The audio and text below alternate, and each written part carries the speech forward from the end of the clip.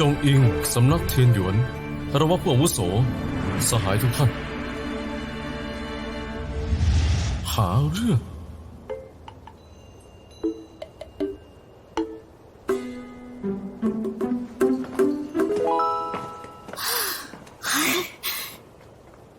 อะไรเหรอคนที่ท่านชอบเหรอไม่ใช่เขาคือใครศิษย์พี่สำนักเทียนหยวนแค่เคยเจอกันแต่เขาไม่รู้จักข้า ท่านชอบเขานั่นแหละ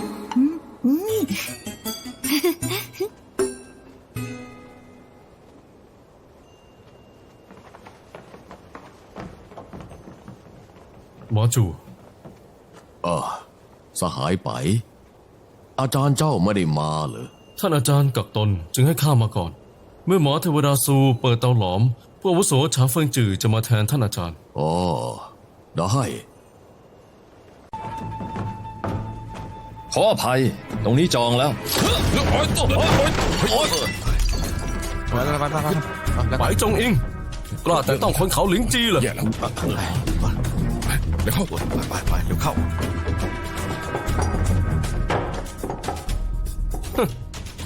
หน่อยนะผมไม่ชอบพูดอีกคนแล้ว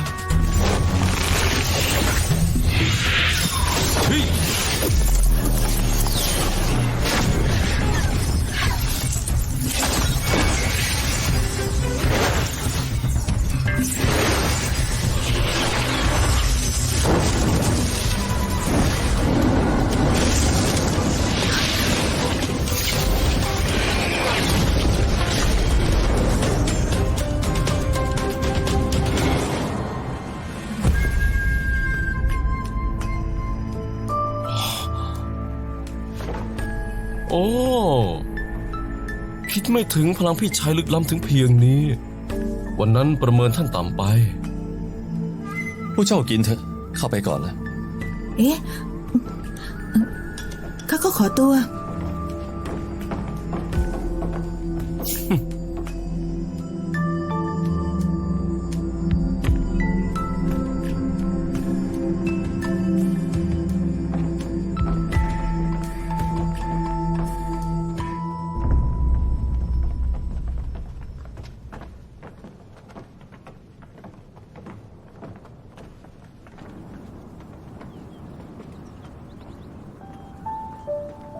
รู้จักเลยคนที่เพิ่งมาดูจากชุดคนสำนักเทียนหยวนสินะคือเจ้าสำนักเทียนหยวนศิษย์สายตรงหลี่โม่ฟู่วิชากระบี่ไร้เทียมทานข้ารู้จักเขาแต่เขาคงจำข้าไม่ได้แล้วพี่ชายโปรดรอก่อนพี่ชายขอบคุณพี่ชายบุญคุณนี้เขาหลิงจี้จะจำไว้พี่ชายต่อไปหากว่าต้องการความช่วยเหลือแล้วก็เอ่ยปากได้เลยไม่ต้องเกรงใจแต่จะว่าไปเรานับว่ามีวาสนาต่อกันนะไม่ทราบว่าเป็นศิษย์สำนักใดเคยไปที่เขาหลิงจี้ไหม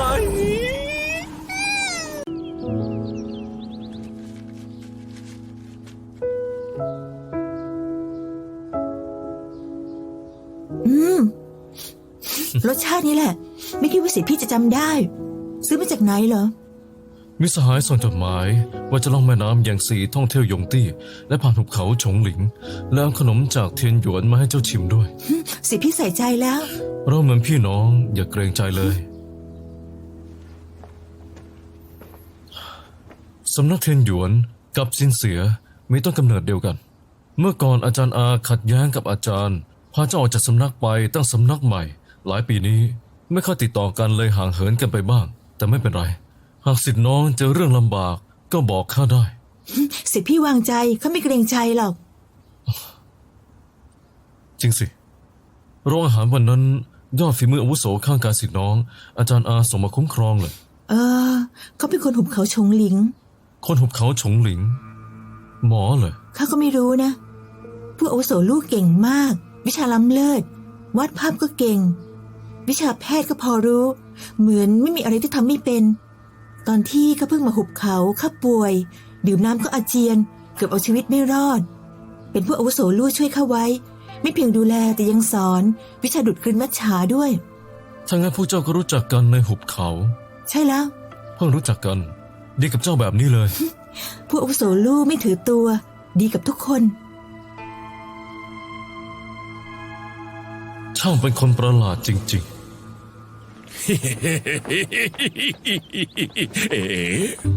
อุ้ย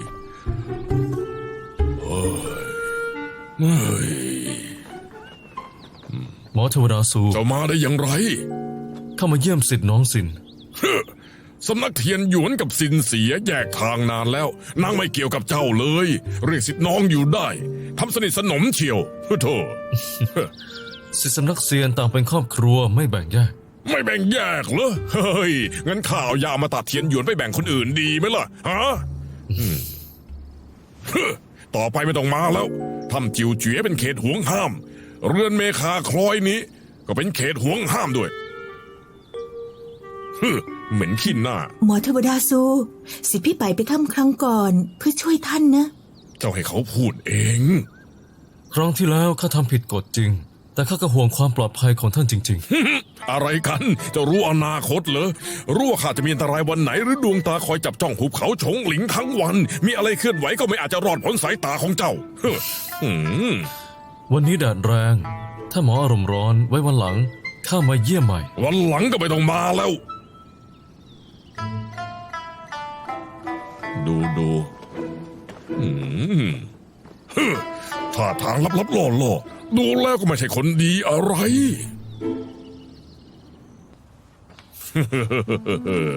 ขาดเหลืออะไรก็บอกฉางโซ่เขาทำตัวตามสบาย ไม่ต้องเกรงขอบคุณท่านหมอ เออ จริงสิท่านหมอก่อนหน้านี้ข้าโดนคนได้วาจาสิทธิ์ดื่มน้ำก็อาเจียน แต่ว่าวันนั้นจู่ๆก็หาย ไม่ว่าจะกินดื่มอะไรก็เป็นปกติท่านพอจะตรวจชีพจรได้ไหมว่าเกิดอะไรขึ้น นี่จู่ๆก็หายเหรอโอ้ยงั้นไม่ต้องตรวจแล้ว ท่านรู้เหรือว่าหายดีได้ยังไง โถ่จะหายยังไงได้ล่ะก็โชคดีไงเล่า เจ้าอย่าคิดมากเลยรอลู่เซียนเฉียวกลับมาเขาจะบอกเองว่าหายดีได้ยังไง สินเหมย ปีนี้อายุเท่าไหร่ พ่อแม่ญาติพี่น้องยังอยู่ไหมเฮ้ยแล้วคิดจะแต่งงานเมื่อไหร่เนี่ยผู้อาวุโสทำไมจู่ๆถามเรื่องนี้ล่ะ โถ่เอ้ยเจ้าเป็นสตรีที่ดีข้ายิ่งมองก็ยิ่งชอบเจ้า และเป็นห่วงเจ้า จริงสิเจ้าว่าสำนักเซียนอื่นๆล้วนมีสิทธิพี่สิทธิน้องมาด้วย แต่สำนักของเจ้าทำไมมีเจ้าคนเดียวเหรออาจารย์เจ้าล่ะเขาไม่ช่วยเจ้าเหรอ อาจารย์ข้าไม่รู้ว่าข้ามาที่นี่ เข้าใจแล้วแอบหนีมาสินะ ความจริงเป็นเพราะบันไดสวรรค์ถูกทำลาย มนุษย์หมดหวังจะขึ้นสวรรค์ อาจารย์ข้าเป็นผู้บำเพ็ญขั้นมหายาน แม้ไม่ยึดติดการเป็นเทพ แต่พอไม่มีความหวัง จิตก็ไม่มั่นคง การบำเพ็ญก็ชะงัก ตอนนี้อายุไขเขาใกล้หมด เกรงว่าเหลือเวลาไม่มากแล้ว ดังนั้นครั้งนี้ข้ามาก็แอบอาจารย์มาข้าอยากได้ป้ายหยกไปแลกยาต่ออายุไขให้อาจารย์ แต่ตอนนี้ป้ายหยกหายไปข้าทำทุกอย่างพังหมด เฮ้ยแล้วเจ้าเคยคิดไหมว่าอาจารย์ใกล้จะตายแล้วทำไมเขาถึงไม่มาเอายาเอง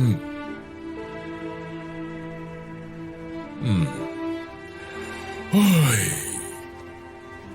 ข้าเคยพบกับสินสงอยู่2-3 ครั้ง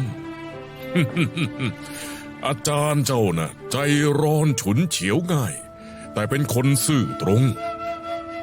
ปีนั้นเขาช่วยข้าครั้งใหญ่ข้าจึงมอบยกเขากงสารให้ ใครจะรู้เขาไม่เพียงไม่รับยังเกือบโยนจนแตก ตอนหลังเป็นข้าที่หน้าด้านอ่อนวอนเขาถึงฝืนรับเอาไว้เฮ้ยเจ้ากตัญญูอยากขอชีวิตอมตะให้อาจารย์แต่เจ้าเคยคิดไหมว่าตัวเขาเนี่ยอยากมีชีวิตอมตะไหม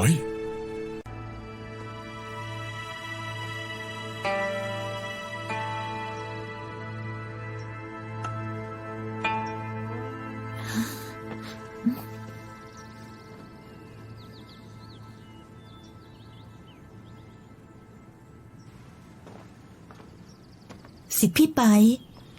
บังเอิญจริง ไม่หรอกข้าตั้งใจรอเจ้า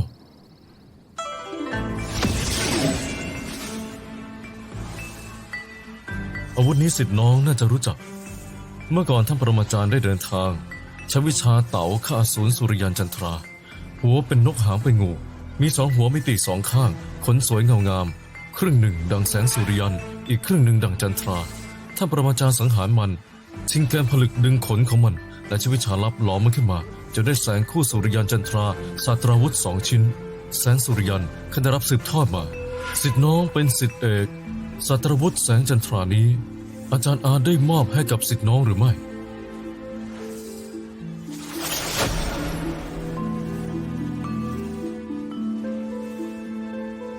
สมกับที่ขาวนวลดังจันทรา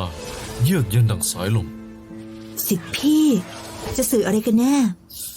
เมื่อครึ่งเดือนก่อน เมืองหลวงเกิดเรื่องประหลาด หญิงแซ่ซินคนหนึ่งแก้แค้นให้สามี สังหารขุนนางไป4 คน ต่อมาภายใต้การล้อมปราบ นางรอดไปได้ สหายที่เห็นนางบอกว่านางใช้ศาสตราวุธแสงจันทราข้าอยากรู้ว่า ผู้บำเพ็ญหญิงคนนั้นใช่สิทธิ์น้องหรือไม่ ไม่ใช่ข้าไม่เคยไปเมืองหลวงนะ เมื่อนานมาแล้วสิทธิ์น้องออกไปจากสำนัก เพื่อจะมาถึงหุบเขาฉงหลิงเหตุใดจึงใช้เวลานาน ข้ากลับไปบ้านเกิดนะสิ เดิมทีตั้งใจจะกลับไปเยี่ยมอาสะพ้ยแต่พอกลับไปถึงก็พบว่านางเสียไปแล้ว จึงอยู่ที่อำเภอเว่ยเพื่อจัดงานศพ ต่อมาเพราะโศกเศร้าเกินไปประกอบกับตากฝนระหว่างทาง จึงป่วยจนหมดสติไปโชคดีได้เท่าแก่นี้คนหนึ่งช่วยไว้ จึงพักที่โรงเตรียมต่ออีกหลายวัน จึงมาหุบเขาชงหลิงช้าไปหน่อย หากสิทธิ์พี่ไม่เชื่อไปถามโรงเตรียมผิงอันที่เนิน5 ลี้นอกอำเภอเว่ยได้ คนงานที่นั่นล้วนเป็นพยานที่ข้าได้นะ เชื่อสิ ในเมื่อสิทธิ์น้องพูดเช่นนี้ข้าย่อมต้องเชื่อ อีกอย่างข้ายังไม่ได้แต่งงาน และยังไม่มีสามี เป็นข้าที่เสียมารยาท รบกวนมาตั้งนาน ขอตัวก่อน สิพี่รอเดี๋ยว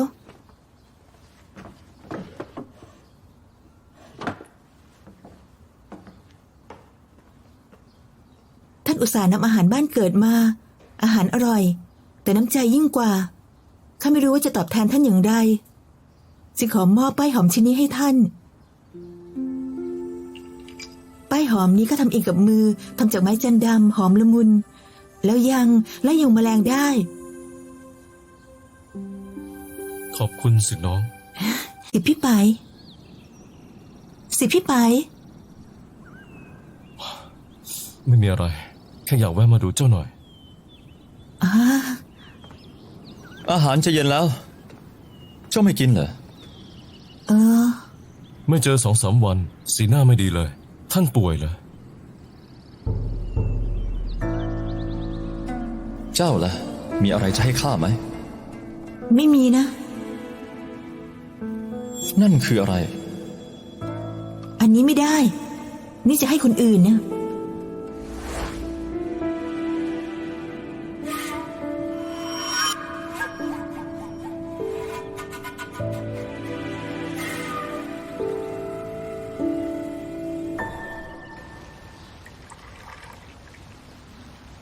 ข้าเห็นท่านที่โรงอาหาร ไม่ได้คารวะผู้อาวุโสเลย ผู้อาวุโสเหรอ สิทธิ์น้องสินเรียกข้าก็เลยเรียกตามทำไมไม่เหมาะสมเหรอ ข้ากับเทียนหยวนไม่เกี่ยวข้องกัน กับเจ้าก็เป็นคนแปลกหน้า ไม่เคยชี้แนะไม่เคยช่วย ข้ารับคำว่าผู้อาวุโสไม่ได้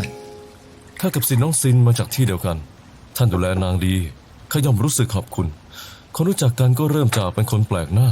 หรือท่านกับสิทธิ์น้องรู้จักกันมาก่อนเลย เจ้าเป็นผู้บำเพ็ญเพียรคงเข้าใจคำว่าวาสนา คนบางคนแม้พบกันครั้งเดียว แต่รู้สึกวาสนาลึกซึ้ง แต่บางคนแม้เจอทุกวันกลับเกิดความแค้นเคือง ดังนั้นทุกเรื่องไร้กฎตายตัวขึ้นอยู่กับคน ดูเหมือนผู้อาวุโสจะไม่ชอบข้านะ ผู้อาวุโสลู่ล้อเล่นนะอย่าถือสาเลย เขาเป็นคนดีมาก คนหัวทึบเช่นข้าเขายังยินดีชี้แนะเลย คนพรสวรรค์เป็นเลิศอย่างสิทธิพี่ อยู่ด้วยกันนานเข้าต้องยิ่งดีแน่ ก็หวังเช่นนั้นสิทธิ์น้องบอกว่าผู้อาวุโสไปทำธุระไปที่แปลกใหม่มาเลยน่าสนใจหรือไม่ เป็นเรื่องส่วนตัวไม่สะดวกบอกนะ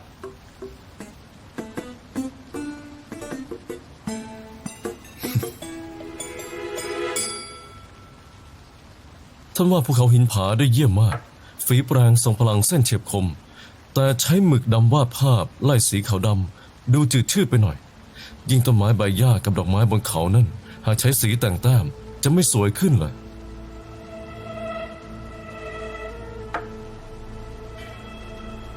ผู้อาวุโสไม่ชอบสีสันหรือไง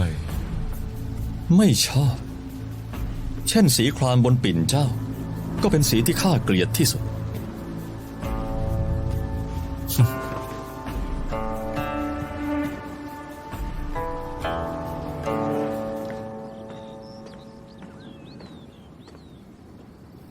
ไปแล้วเหรอ ผู้อาวุโสลูกไม่ชอบสิทธิพี่ไปงั้นเหรอ ใช่ เจ้าอยู่ห่างเขาหน่อย ทำไมเหรอ เทียนหยวนได้ป้ายหยกเขากงซาน5 ชิ้น แต่แจ้งว่าได้20 ชิ้น 20 ชิ้น ไม่ขโมยไม่ปล้นไม่ฆ่า เจ้าว่า20 ชิ้นนี้ได้จากไหนล่ะ ตอนนี้ในมือเจ้ามีป้ายหยก3 ชิ้น ระวังเขาเพ่งเล็งมาที่เจ้านะ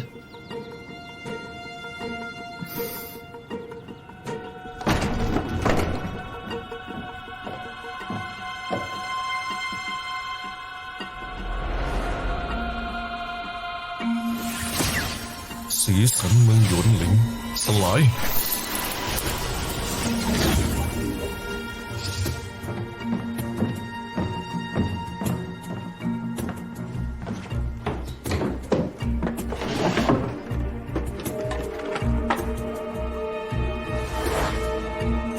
ก็มี1 ชิ้น คิดเรื่องไปจงอิงเหรอ เปล่า เรื่องที่หลินมู่หานพูด เจ้าได้ยินแล้วใช่ไหม ได้ยินแล้วเขาบอกว่าสิทธิพี่ไปขโมยป้ายของพวกเขาไปข้าคิดว่าไม่ใช่เรื่องจริงสำนักเทียนหยวนเป็นอันดับ1อยู่แล้วแต่เรื่องฝีมือเขาหลิงจี้ก็ไม่ได้ด้อยเท่าไหร่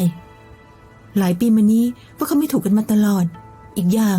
รองประมุขหลินก็ไม่ใช่คนดีนะหลายวันมานี้ลับๆล่อๆที่จะแย่งป้ายหยกคนอื่นอยู่แน่ๆ อ๋อ หมายความว่ายังไงนะ เจ้ามีคำตอบอยู่แล้ว ข้าพูดอะไรก็ไม่มีประโยชน์ ข้าพูดผิดงั้นเหรอหรือผู้อาวุโสคิดว่าหลินมู่หานคนนั้นเป็นคนดีจริงๆน่ะ เจ้าพูดถูกหมด แต่จากมุมมองของข้า2 คนนี้ไม่มีคนดีสักคน เขาหลิงจี้แจ้งว่ามีป้ายหยก10 ชิ้นสำนักเทียนหยวน20 ชิ้นต่างคนต่างโลภมากต่างคนต่างเอาตัวรอดเก่งพอชนะก็หลงระเริงพอแพ้ก็โกรธแค้นกัน สิทธิพี่ไปไม่ใช่คนแบบนั้น เจ้ารู้จักเขาดีเหรอ ซินสงอาจารย์ข้าเคยอยู่สำนักเทียนหยวนต่อมาขัดแย้งกับเจ้าสำนักหลี่โม่ฟู่จึงออกจากที่นั่นมาตั้งสำนักใหม่ดังนั้นเมื่อก่อนข้ากับสิทธิพี่ไปอยู่สำนักเดียวกันเป็นบุตรแห่งสวรรค์ของสำนักเทียนหยวน บุตรแห่งสวรรค์พวกเจ้าตั้งชื่อเก่งจริง พวกเราไม่ได้ตั้งเองนะผู้อาวุโสไม่เคยได้ยินนักพจน์สติเฟื่องพูดเหรอบอกว่าเด็กที่เกิดวันที่9 เดือน 9มีผู้ขอบกู้จุติลงมาพวกข้าต่างเกิดวันที่9 เดือน 9เนี่ยดังนั้นตั้งแต่เข้าสำนักก็เรียกว่าบุตรแห่งสวรรค์เป็นที่คาดหวัง บุตรแห่งสวรรค์มีพรสวรรค์โดดเด่นเกิดมาก็ไม่ธรรมดาแล้วเฮ้ยแต่ว่าหลายปีมานี้ข้าพลังบำเพ็ญธรรมดาเรียนรู้ก็ช้าและลืมเร็วด้วย ๆ เป็นไปได้อย่างไร วิชาดูดกลืนมัจฉาข้าสอนแค่2 รอบ เจ้าก็เรียนได้นี่ เทียบกับบุตรแห่งสวรรค์ก็ห่างไกลนักเหมือนกับวิชาหนึ่งศิษย์ทั่วไปเรียน 1-2 เดือนส่วนข้า10 วันก็จำได้แล้วแต่ยังถูกผู้อาวุโสตำหนิอยู่ดีตอนนั้นข้ายังเด็ก ไม่เข้าใจอะไรเลย ต่อมาถูกต่อว่าหลายครั้งเข้าข้าเลยตัดสินใจ ว่าถ้าบังคับข้าอีกก็จะกลับบ้านแน่ แล้วในคืนนั้นข้าก็โดนด่าอีก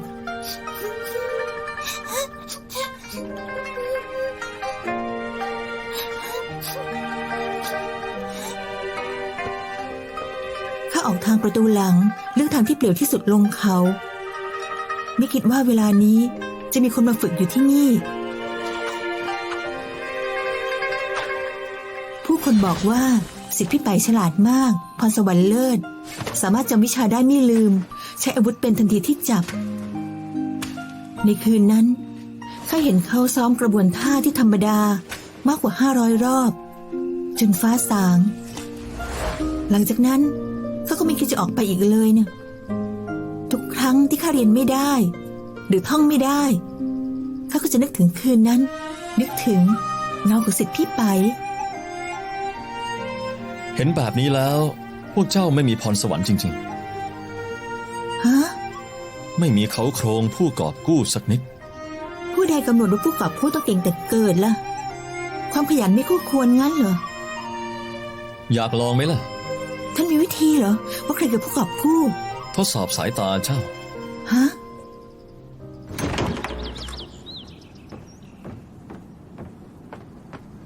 สิน้องสิน สิพี่ไป มาหาข้าเหรอ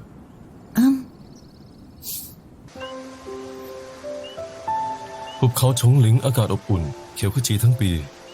อากาศอุณหภูมิเหมาะแก่การอาศัยอยู่ หากเราไม่ใช่ผู้บำเพ็ญใช้ชีวิตที่นี่ก็เป็นทางเลือกที่ดี ข้าจำได้ว่าเขาเทียนหยวนก็ดีมาก อากาศอบอุ่นเย็นสบาย ภูเขามีดอกไม้บาน ผลไม้ที่นั่นรสเปรี้ยวอมหวาน หลังที่ไปจากเทียนหยวนก็ไม่ได้ริมลองรสชาตินั้นเลย ผลไม้หวานก็จริง แต่ร้อนเกินไป จันจักรจันทร์ไม่ส่งเสียง แต่เรายังฝึกวิชาศิษย์น้องพักที่เรือนศิษย์สำนักเทียนหยวนน่าจะรู้ความลำบากของเหล่าศิษย์ดีนะ ศิษย์พี่เป็นบุตรแห่งสวรรค์เป็นศิษย์ของท่านเจ้าสำนัก การดูแลย่อมแตกต่างอยู่แล้ว ตอนนั้นของล้ำค่าในสำนัก ต่างถูกส่งไปให้ศิษย์พี่ไม่ขาดสาย เหล่าผู้อาวุโสเพื่อให้ท่านฝึกวิชา ถึงกับมอบกำยานให้ท่าน ได้ยินว่าพอจุดกำยานนั้นมีกลิ่นหอมอ่อนๆไล่ยุงแมลงได้และเย็นสบายด้วย ที่ท้าศิษย์น้องก็รอสิ่งนี้ข้าพกกำยานมาจริงๆรอก่อนข้าไปเอามาให้ ศิษย์พี่ไป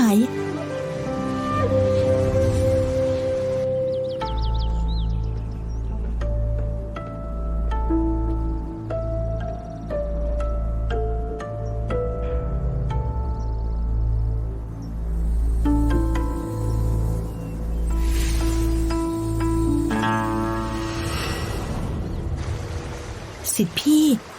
ข้ามีเรื่องจะบอกท่าน เจ้าว่ามาสิ ที่จริงข้าชอบศิษย์พี่มาตลอด ศิษย์พี่เป็นบุตรแห่งสวรรค์พรสวรรค์โดดเด่น หน้าตาหล่อเหลาใจดีกับผู้อื่นข้าคิดว่าไม่ใช่แค่ข้าทั้งสำนักเทียนหยวนคงไม่มีใครไม่ชอบศิษย์พี่แน่ ศิษย์พี่อาจจะจำข้าไม่ได้ แต่ตอนข้าอยู่สำนักเทียนหยวนคำที่ได้ยินบ่อยคือชื่อของศิษย์พี่ เราต่างก็เกิดวันที่9 เดือน 9แต่เทียบกันแล้วข้าก็ด้อยกว่าจริงๆดังนั้นตอนนั้นข้าไม่ค่อยยอมรับเท่าไหร่ เราเป็นผู้บำเพ็ญในใจไม่ยอมแพ้ การบำเพ็ญถึงจะก้าวหน้า ใช่เจ้าค่ะ จนวันนั้นข้ารู้สึกทนไม่ไหวแล้วจริงๆข้าเก็บข้าวของแอบหนีลงเขาไป แต่ข้าเจอศิษย์พี่ที่กำลังฝึกซ้อมในป่า ตั้งแต่วันนั้นข้าก็เห็นศิษย์พี่เป็นคนที่จะติดตามตลอดไป เป็นคู่แข่งเป็นแบบอย่างข้าถึงกับคิดว่าถ้าคำทำนายเป็นจริง คนที่เกิดวันที่9 เดือน 9มีผู้กอบกู้จริงๆข้าคิดว่าคนนั้นต้องเป็นท่านแน่ ศิษย์น้องพูดก็ไม่ถูกนะ ข้าเองก็จำเจ้าได้เช่นกัน ข้าเรียกอาซินได้หรือไม่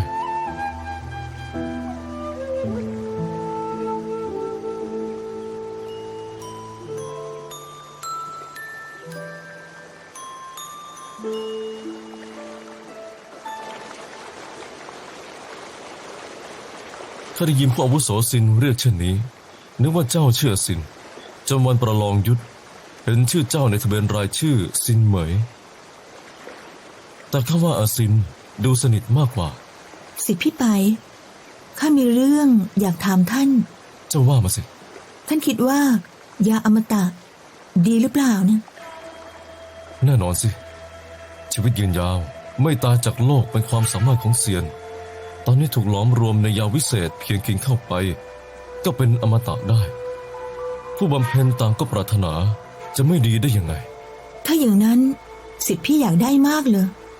ไม่ใช่แค่ข้าสำนักเทียนหยวนเขาหลิงจี้ทุกคนที่มาหุบเขาฉงหลิงล้วนอยากได้อาซินมาที่นี่ก็เพื่อมันไม่ใช่เหรอ ใช่เจ้าค่ะตอนแรกเป็นเช่นนั้น แต่ตอนนี้ข้าไม่เอาแล้ว สิทธิพี่ไปที่ตำหนักฉางเซิงสำนักเทียนหยวนแจ้งว่ายาอมตะ20 เม็ดเพราะถ้ามีป้ายหยกแลกได้ขนาดนั้นจริงเหรอ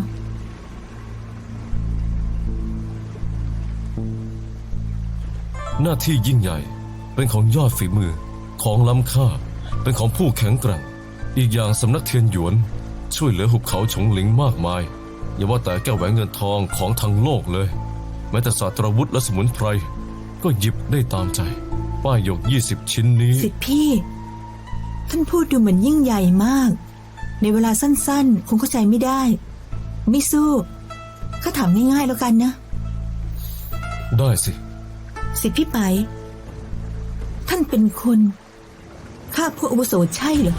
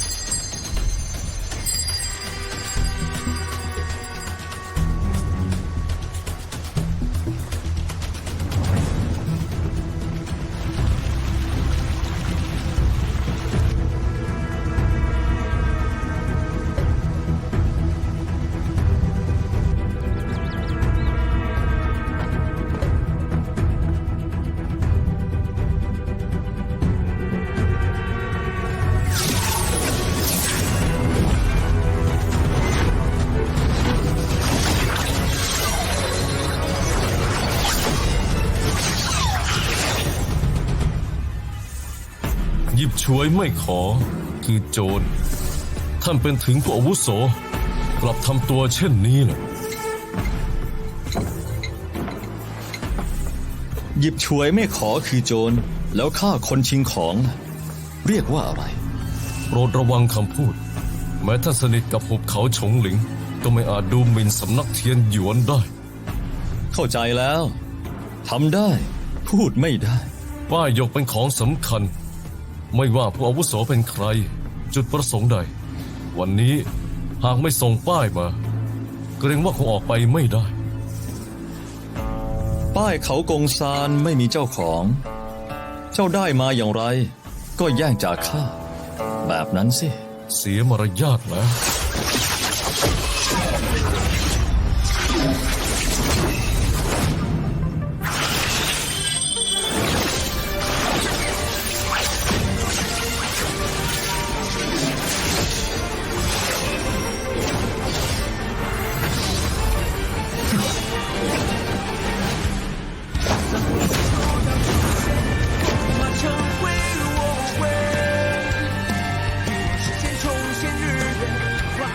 สู้อีกไหม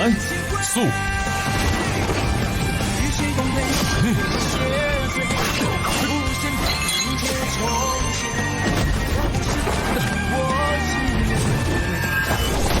เ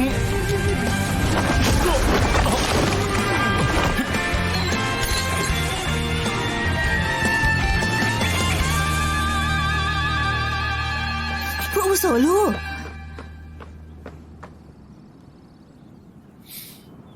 มีป้ายหยกของเจ้าด้วย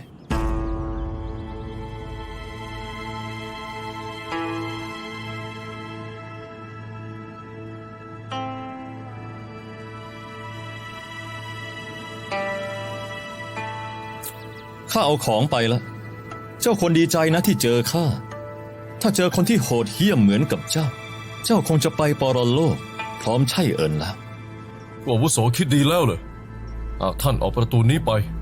ก็คือศัตรูสำนักเทียนหยวนนะ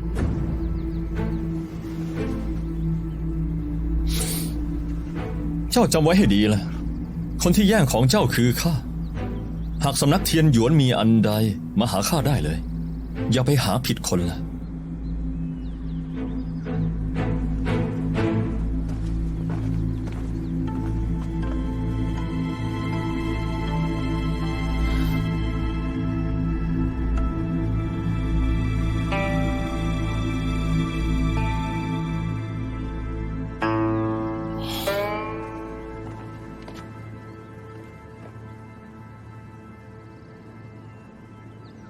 ไม่ไปเหรอ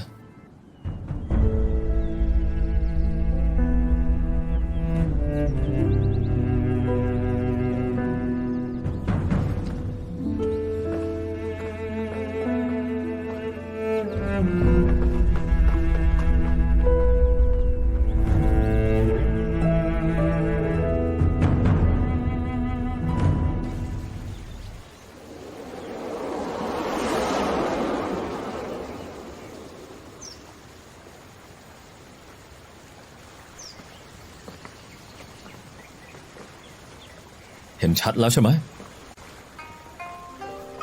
ผู้อาวุโสถ้ามีความเคยชินหรือไม่เช่นใช้นิ้วชี้เปิดหนังสือ ก่อนดื่มเหล้าต้องหมุนขอบจอมันเป็นความเคยชิน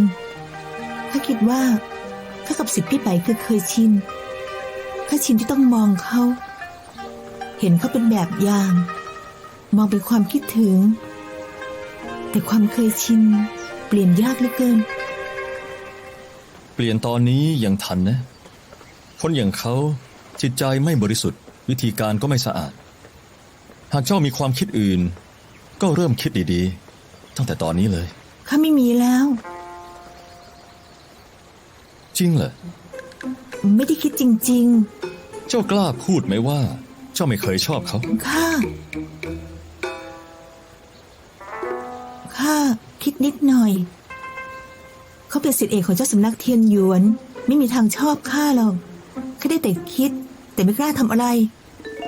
นี่เรียกว่าไม่กล้าเหรอ ข้าทำอะไรเหรอ เจ้ามีคนในใจแล้วเหรอ ฮะ เจ้าอยากใช้ข้ากำจัดพลังร้ายของเจ้า เพื่อให้เจ้ากับคนในใจเจ้าได้ครองคู่กัน ใช่ไหม ข้า